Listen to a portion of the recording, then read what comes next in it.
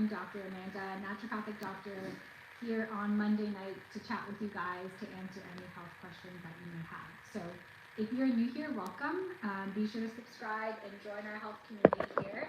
I host a live every night where I answer your health questions as best as I can and give you some health tips and educational information just to support your overall health.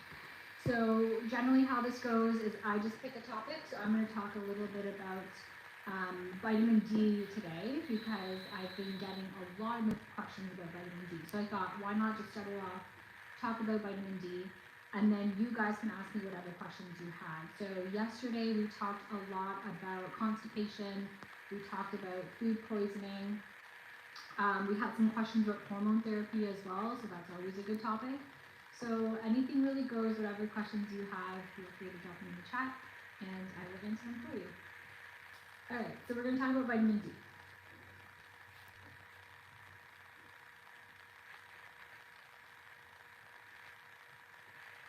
So vitamin D, it is one thing to just note, it is fat soluble. So what that means is it needs fat to be absorbed.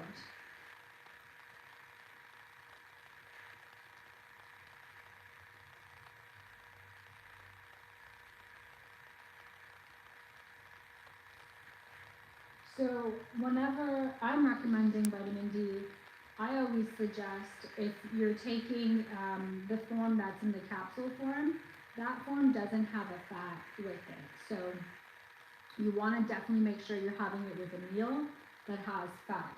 So let's just make a note here. So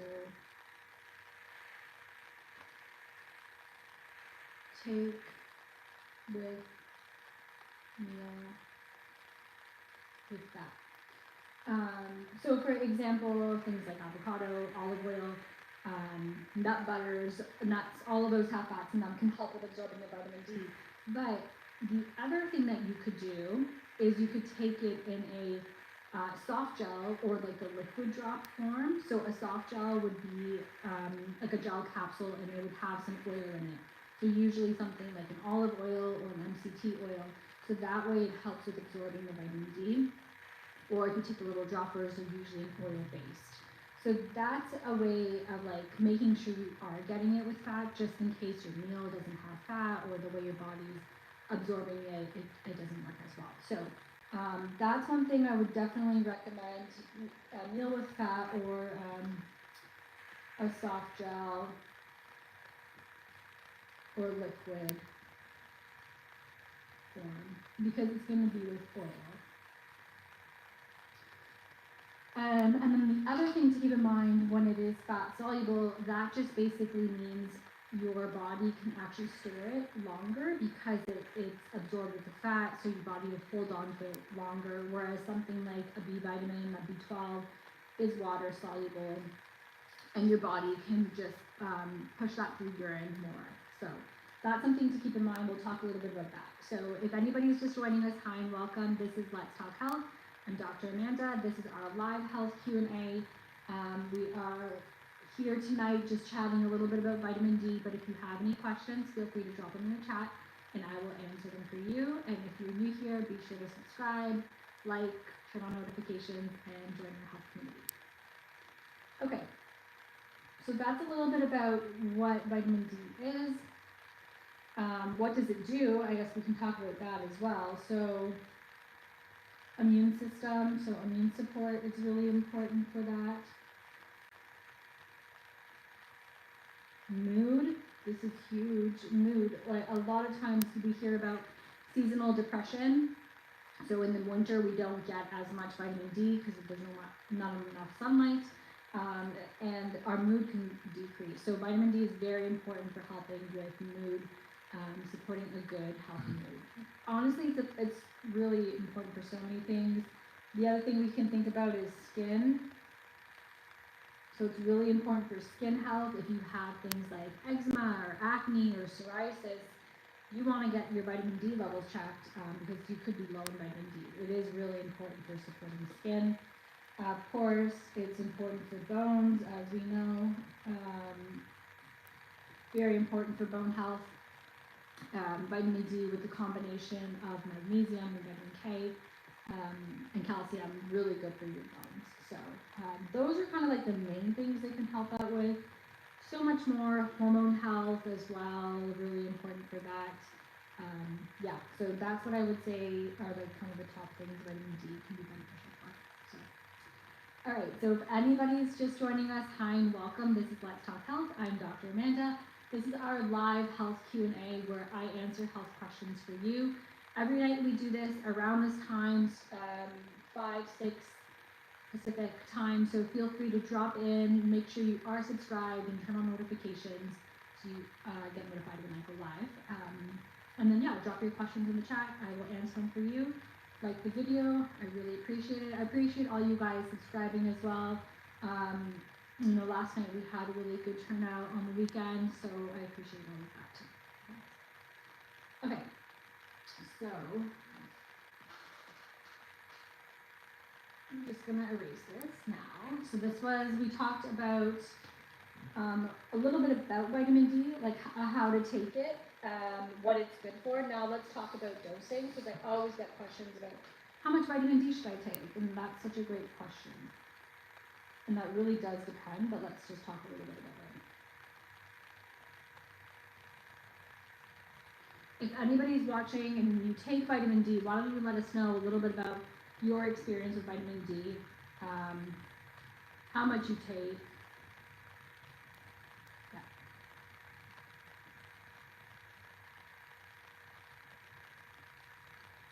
All right, so how much should I take? So a general dose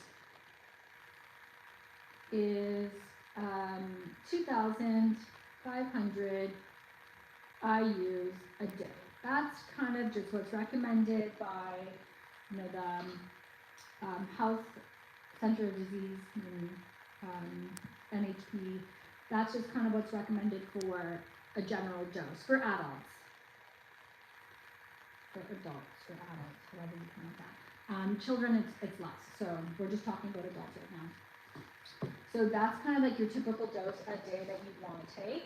Now, you would want to know exactly how much you need. So what I would say is get your levels tested.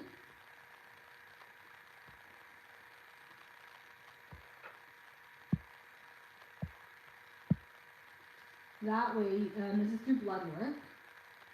That way you know exactly like how much you need, because you need to know if you're deficient or if you have too much vitamin D. If you're deficient, you could take more. If you have too much vitamin D, then you might not need that. So let's just make a note. If you are deficient, you may need more. Exactly. So what does that look like? That can be 5,000 a day, that could be 3,000, 4,000. It varies depending on the person. And then the other thing is you can do a loading dose or a high dose like once or twice a week. So you can do something like 10,000 IU a week, something like that, or even more. 10,000 plus, depending on what your levels are like. So I always recommend like getting your levels tested and seeing how much you need. You can just Google vitamin D dose calculator, and then it will pull up a calculator where you put in your current blood vitamin D levels. You add in your weight, you add in how much vitamin D you're taking, and what your optimal ideal blood level would be, and then you would get it populated like that for you. So for example, for blood work, you want it like for the range usually goes from like 30 to 100. You kind of want it ideally around like the 60 or so. Sometimes the range will go to 90. So that's kind of like what you want to look for. So if you're at a 30, then you would see how much you need in order to get your levels up to 60. So that's a little bit about vitamin D. So if anybody's just joining us, hi and welcome. I'm Dr. Amanda. This is Let's Talk Health. This is our live health Q&A. Tonight I talked a lot about vitamin D because I got a ton of questions about that, but feel free to ask me any questions in the chat box. if you are new here, be sure to subscribe and join our health community. I go live every night. I answer your questions as best as I can. And of course, it's not medical advice, but it's just educational information, just to help you guys out.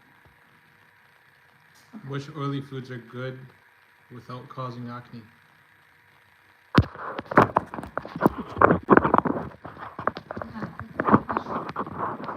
So I would say the ones that have more unsaturated fats versus trans fats or saturated fats. So unsaturated fats are usually going to be your plant-based foods. So things like nuts, seeds, avocado, what else? Actually, even omega-3 like fish oils. So a fish is okay even though it's not plant-based. That's still a great source of food. But then you want to be careful more with saturated fats. So that's in things like heavy dairy. So any dairy that's like not, fat-free, or beef, fatty pieces of beef like ground beef or pork, bacon, those kind of foods you want to just be more careful with. And then of course trans fats, which aren't great, right? So that would be in a lot of processed foods, French fries and things that are potentially fried in oils that have trans fat in them. So that's what I would say in terms of acne, because you don't want to avoid fat. So that's a great question about asking like what kind of foods or oils can you have. Sticking more towards like olive oil would be a better option as well. But yeah, thank you for the question. If you have a follow-up question, just let me know. Also, if you are new here, be sure to subscribe and join our health community and like the video too. Thank you. I started a juice fast to cleanse. How long should I do this? Yeah, so that's something you want to be careful with. I would say definitely be working with a practitioner about that. Because with the juice fast, you are pretty much just not having any food, right? So you're limiting fiber, you're limiting protein. All you are really getting is kind of sugar. So something like that is not recommended long term. I wouldn't say more than 24, 48 hours for something like that, because just the lack of nutrients that you would be getting from that. So that's just something to keep in mind. And then of course, if you have blood sugar issues, also just being cautious with that, because the juice most likely is just pure sugar, even though it has a lot of vitamins and minerals in it. But great question. Let me know if you have a follow-up question to that too. Yeah, typically it's something just to be more cautious with that, or even like a water fast, like a 72-hour fast, usually not more than that. Someone asked how to get rid of lumps in their booty. So is that like cellulite we're talking about, or lumps as in like bumps of like follicle, like hair follicles, like acne? So we can kind of talk about both of those. So lumps in terms of like if it's cellulite. So honestly, just one thing would just be embracing that is a normal thing that can happen, but improving your muscle mass can really help out with that. So doing strength training for sure, targeting the legs and the glute muscles. And then hydration is so key for that. And we're talking about internal hydration and external. So external would be like hydrating your skin, so making sure you are using lotions and products that can help with hydrating the skin. And then even something like an oil-based can help out as well, because we're thinking about like our cells they have like fat molecules in them, and water molecules, so it can help out both ways. And then internally, you really want to make sure you're hydrated. So hydration is key for skin health. And then looking at things that might be dehydrating you, like alcohol, tobacco, nicotine, cigarettes, and caffeine. So keeping those to a minimum. What else? Yeah, that would be the main thing I would say, like weight training, strength training for cellulite, and then hydration is so important, both internally and externally. If we are talking about like lumps in the sense of bumpiness or like rough neck skin or potentially hair follicles, that could be, then you want to do something like exfoliating your skin. So exfoliating your skin with a body wash that has like a scrub in it, that can help out with with your skin. But, How about Greek yogurt? Is that in the dairy group? Greek yogurt is considered in the dairy group, so I would say just do something that's a lower fat based Greek yogurt. Now, is this the same person that asked about the oily skin? The oily ends? I don't know. Okay. So if we're talking about like dairy, some people are sensitive to dairy too. So just keeping that in mind, you might need to do like a lactose free.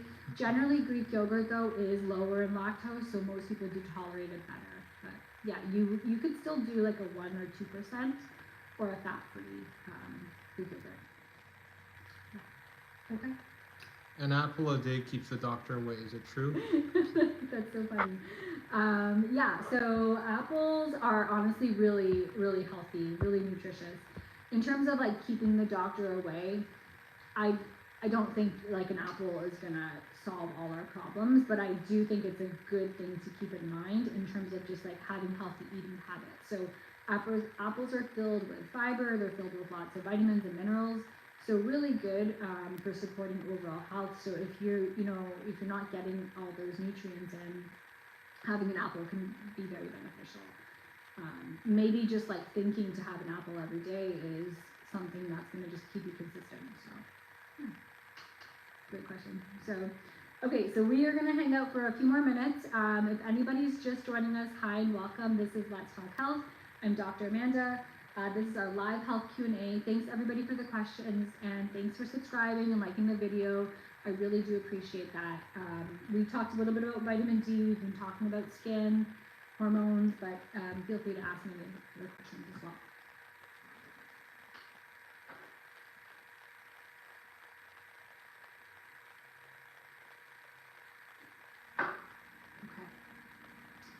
So what else do we have to say about vitamin D? So if you're just joining us, I was just talking about like how much should you take. This is a general dose, but getting your levels tested to see exactly how much you need in terms of based on what your levels are like. And then I talked a little bit about before, you want to make sure you're having it with a fatty meal or having one that comes in like a gel cap that contains oil, or a liquid dropper that contains oil, so that way your body is absorbing it well. And vitamin D, especially this time of year, if you live in a climate where it gets cold, it's super important as well. So, yeah. How can I decrease bacterial overgrowth in the liver at home? I don't want to go to the hospital. The bacterial overgrowth in the liver?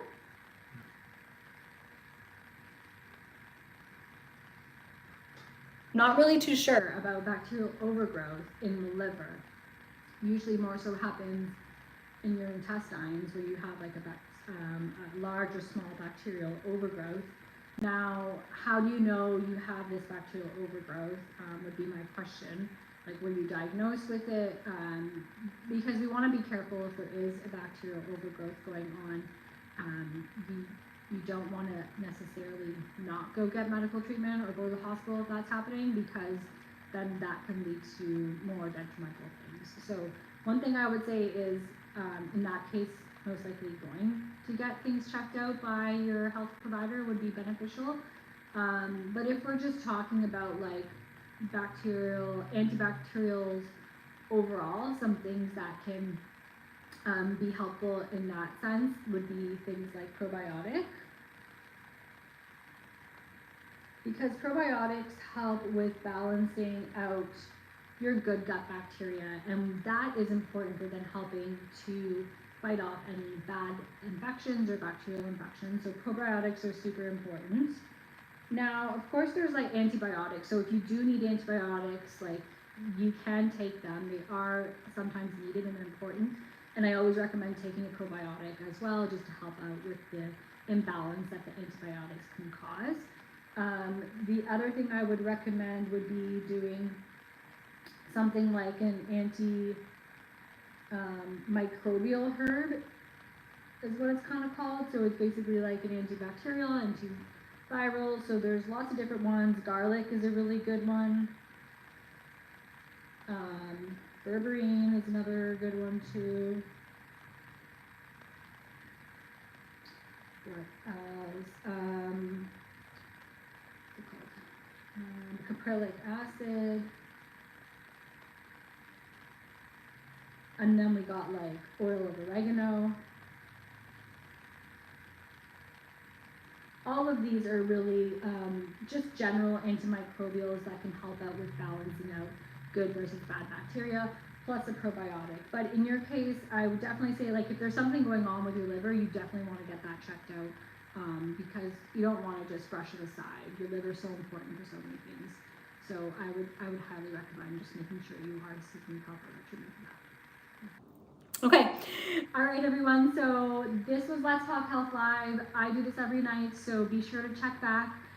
Thank you all so much for your questions, and if you haven't already subscribed and liked the video, please do so and join our health community here, and I will see you all next time. Bye.